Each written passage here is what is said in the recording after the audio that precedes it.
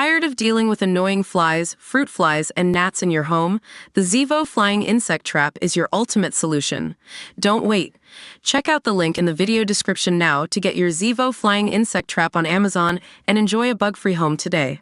Just a couple of months ago, British billionaire tech tycoon Mike Lynch left a U.S. courtroom bleary-eyed and a free man, having been acquitted in one of the biggest ever fraud cases. In the weeks before, Lynch had said his goodbyes to his family and believed he would die in prison with a 25-year jail term, all but inevitable, with fewer than 0.5% of federal criminal cases in America ending in acquittal. But the 59-year-old tycoon, who had spent much of the previous year living under house arrest with an electronic tag attached to his ankle, beat the odds, much to his own surprise.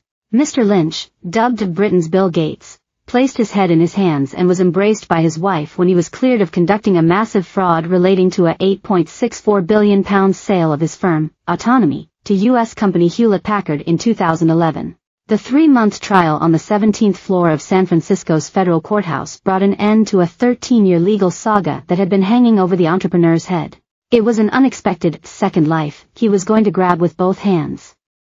He invited guests from legal firm Clifford Chance to a freedom party on his £30 million superyacht Bayesian to celebrate his victory. That second life appears to have ended in tragedy, with Mr. Lynch, alongside his 18-year-old daughter Hannah, among 6 missing and feared dead after the 180-foot yacht sunk near Palermo after being hit by a freak waterspout caused by bad weather. And in a double tragedy, his former colleague and Autonomy finance executive Stephen Chamberlain, who was tried alongside Mr. Lynch on the same charges and also acquitted on all counts, days earlier died after being hit by a car. Mr. Lynch, who also owns a home in Chelsea, had spoken of his indescribable relief at being acquitted and joy at returning to Britain. He texted one friend saying it was so wonderful to be home. He has also spoken at his delight at being able to spend time with his 2 daughters, 21 and 18, and their 6 dogs. To mark his freedom, Mr. Lynch had invited guests from legal firm Clifford Chance as well as his own company Invoke Capital to celebrate on the yacht trip. The father of Isla Ronald, who was part of Mr. Lynch's legal team, confirmed that the sailing trip was supposed to be a celebration of the tycoon's acquittal. Another guest told doctors at the hospital that it was part of a corporate holiday.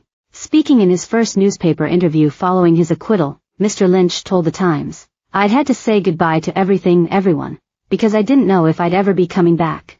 Mr. Lynch responded to his acquittal by revealing he had feared dying in prison if found guilty, saying that medical issues meant he felt it would have been difficult to survive time behind bars. He added, "If this had gone the wrong way, it would have been the end of my life as I have known it in any sense.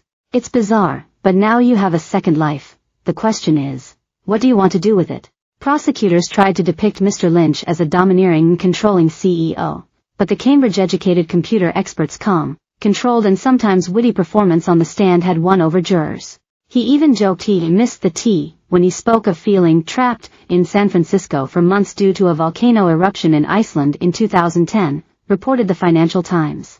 During 4 days in the witness box towards the end of his 12-week trial, Mr. Lynch talked at length about his passion for conserving rare breeds of pigs and cows as he sought to soften his image with jurors. It was an unconventional approach for Mr. Lynch to take the stand, but it was a gamble that paid off as, one by one, not guilty rang out in the courtroom for all of the 15 charges, 14 of wire fraud and 1 of conspiracy. Even though Autonomy's finance chief, Sashovan Hussain, was found guilty on similar charges and served 5 years in prison, its chief executive rejected advice to seek a plea bargain and fought a long battle to resist extradition to the U.S. Hussain was released from jail in January after serving his sentence.